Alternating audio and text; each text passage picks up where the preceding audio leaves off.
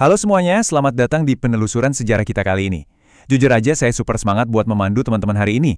Kita nggak bakal cuma ngebaca teks sejarah yang kaku, tapi kita bakal ngerasain langsung atmosfernya. Kita bakal loncat mundur satu abad ke belakang. Yap, tepatnya ke tahun 1925.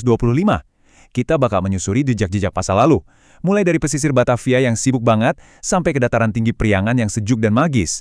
Yuk kita mulai! Nah, coba bayangin deh, pernah nggak sih kepikiran kayak apa rupa Pulau Jawa tepat 100 tahun yang lalu? Jauh sebelum ada jalan tol beton di mana-mana atau gedung pencakar langit yang nutupin awan. Coba tutup mata sebentar dan bayangin sebuah era di mana pelabuhan kolonial tuh lagi sibuk-sibuknya, kereta uap yang ngepul membelah lembah-lembah hijau, dan alamnya, wah, masih benar-benar asri tak tersentuh. Penasaran kan? Yuk kita cari tahu bareng-bareng. Kita masuk ke bagian pertama kita, Gerbang Batavia abad ke-20. Tanjung Priok nih benar-benar jadi urat nadi utama. Di tahun 1925, ini tuh bukan cuma pelabuhan terbesar di Jawa, tapi yang paling sibuk di seluruh Hindia Belanda. Gila kan? Nah, gara-gara pelabuhan raksasa ini meledak perkembangannya, pemerintah kolonial saat itu mau nggak mau harus buru-buru ngebangun stasiun kereta api Tanjung Priok. Alasannya? Udah pasti buat ngelayanin pergerakan barang dan orang yang supermasif di rute paling krusial saat itu, yaitu dari Batavia ke Buitenzorg. Dari pelabuhan yang hiruk-pikuk tadi, kita geser sedikit ke bagian 2, wajah ibu kota Hindia Belanda. Kalau ngomongin Istana Gubernur Jenderal Hindia Belanda di Buitenzorg, sekarang kita kenalnya sebagai Istana Bogor ya. Walaupun namanya udah ganti, ada satu hal yang unik banget nih. Kalau teman-teman perhatiin kolam gunting yang misahin istana sama kebun raya, itu nyaris nggak berubah sama sekali. Beneran deh, dari seabad yang lalu, kolam ini udah jadi habitat buat ikan-ikan yang cantik, lengkap dengan jembatan dan air mancur di tengahnya, persis kayak yang masih bisa kita lihat sekarang. Terus gimana dengan Waterloo Plain? Area ini sekarang udah jadi lapangan banteng yang megah di Jakarta. Dulu banget nih, di lapangan ini berdiri tegak patung Jan Pieterszoon Koen, mantan gubernur jenderal VOC. Tapi, ya, monumen bersejarah itu sekarang udah tinggal kenangan karena dirobohin pas zaman pendudukan Jepang. Nah, dinamika ganti-ganti nama dan fungsi bangunan ini emang kejadian di mana-mana sih. Misalnya, bangunan Willem Kerk Protestan yang sekarang berdiri kokoh jadi gereja GPIB Immanuel Jakarta.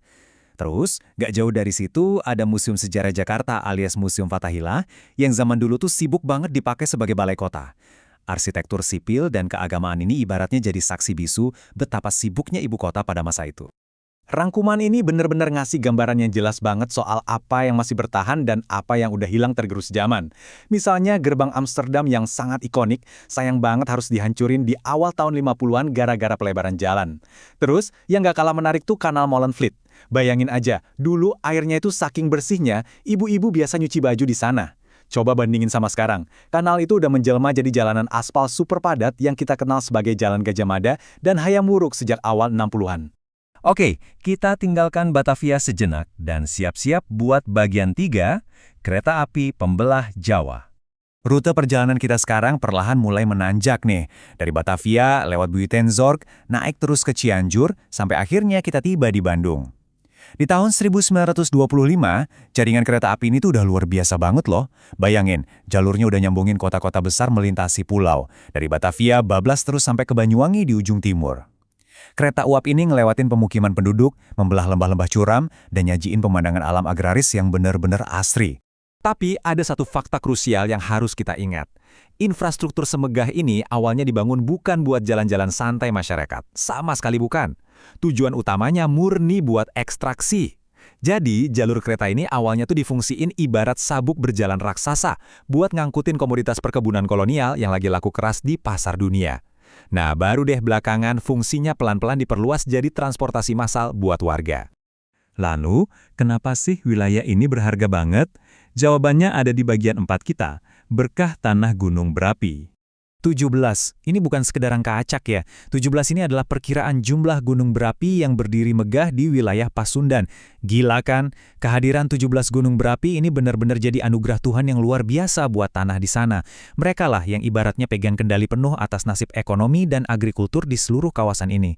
Beberapa dari gunung itu, kayak Gunung Salak, Gunung Gede, sama Gunung Papandayan, bahkan masih aktif sampai detik ini loh. Dan tahu nggak?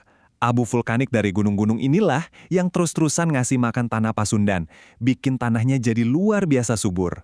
Efeknya, terciptalah landscape surga pertanian dengan persawahan yang melimpah ruah dan perkebunan yang super rimbun. Kesuburan yang luar biasa itu membawa kita ke bagian terakhir, bagian 5, tah, belerang, dan panas bumi. Nah, siap-siap, fakta yang satu ini beneran bikin merinding bangga. 20%. Sekitar abad ke-19 kan, perkebunan teh lagi booming banget tuh, dan nyerap banyak buruh. Tapi siapa sangka, antara tahun 1925 sampai 1930, perkebunan teh rakyat yang dikelola mandiri oleh warga lokal sukses nyumbang 1/5, yap 20% dari total produksi teh di seluruh Hindia Belanda. Kadang malah lebih loh. Ini benar-benar pencapaian epik dari para petani lokal kita.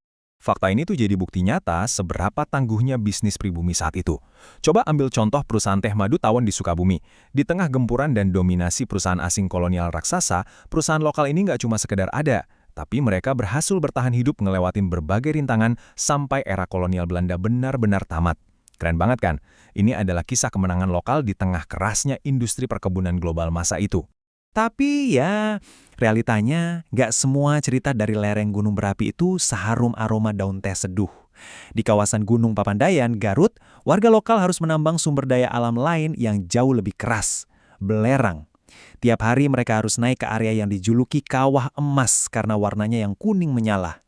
Di sana tanpa alat pelindung apapun, tanpa masker, dan cuma pakai tangan kosong, mereka mikul karung-karung belerang yang super berat buat diturunin dari gunung.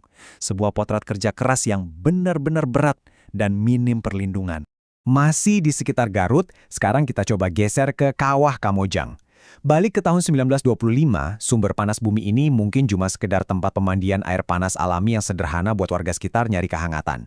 Tapi coba deh bandingin sama Kamojang hari ini.